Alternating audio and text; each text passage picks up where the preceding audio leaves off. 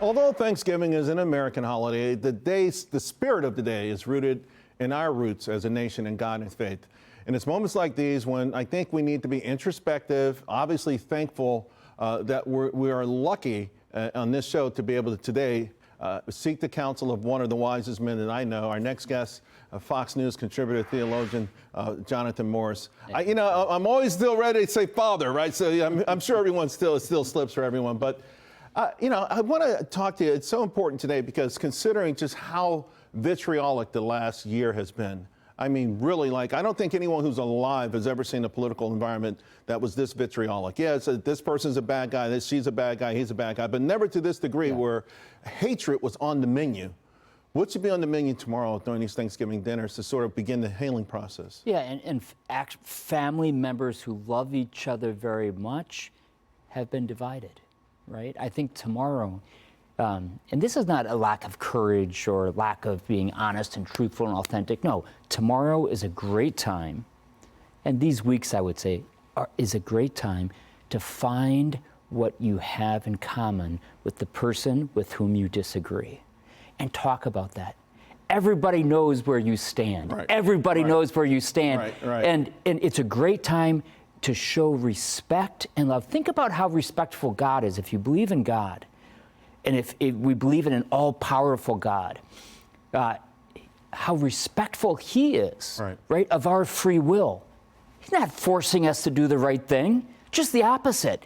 Love, love, love. And I think it's a great time, as you propose, to find that common ground. Do you worry that maybe because America has drifted away from God, whether saying Pledge of Allegiance and things like that in school, or just church and synagogue attendance, those sort of things, that we've replaced politics with great, as something we believe too much in politics and not enough in other things. Well, I believe from a human anthropology perspective, in other words, what we as human beings are, we are made for purpose, right? Or even if you don't believe in a God, we have a tendency to be productive, right? To have a purpose. And I would say if you don't have God in your life, and if you don't have faith in your life, you're going to find it, or at least look for it, in something else. Right. I would absolutely agree with you.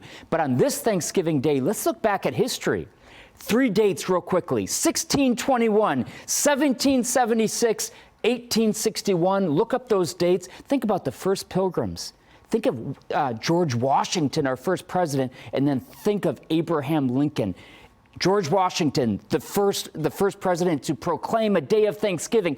Abraham Lincoln, after the Civil War, he said, it's time to give thanks. Right. What was it? And he said, to the Almighty God. Right. It wasn't to the stars. It wasn't to the cosmos.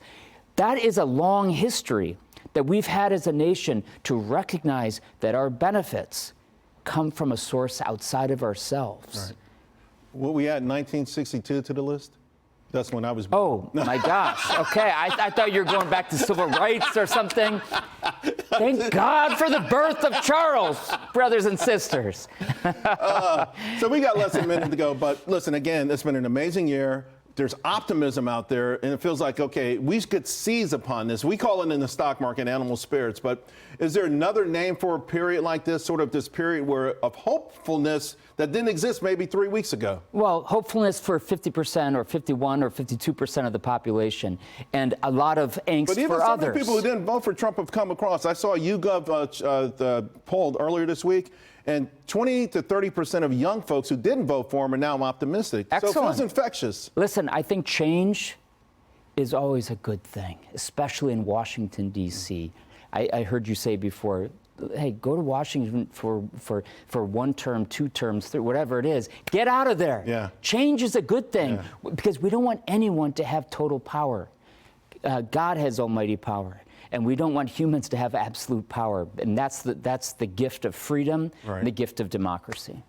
Jonathan Morris, thank you so much. Charles, thank you. Really appreciate it. Happy Thanksgiving. 1962.